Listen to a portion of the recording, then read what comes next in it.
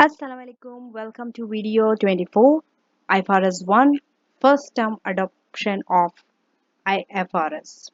This is applicable only for SBR students. It's not there in the FR syllabus. So this is for those entities who have adopted IFRS for the first time. Okay.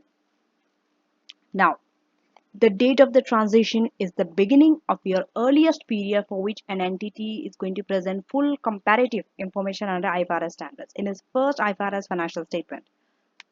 IFRS 1 requires entities to prepare an opening IFRS statement of financial position at the date of transition. This statement must recognize all assets and liabilities that are required by IFRS, not recognize assets and liabilities not permitted by IFRS, reclassify asset liability equity in accordance with IFRS, measure all assets and liabilities in accordance with IFRS. Any gain and loss, because now you're adopting IFRS, will be recognized in the retained earnings. Now, the exam kit questions on this area is white book. That is the only question. Not much question is tested for IFRS 1, and IFRS 1 also does not very frequently come. It has a less chance of appearing. Okay.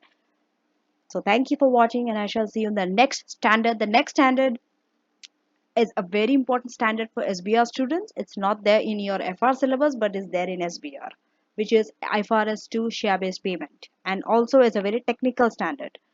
So see you in the next video.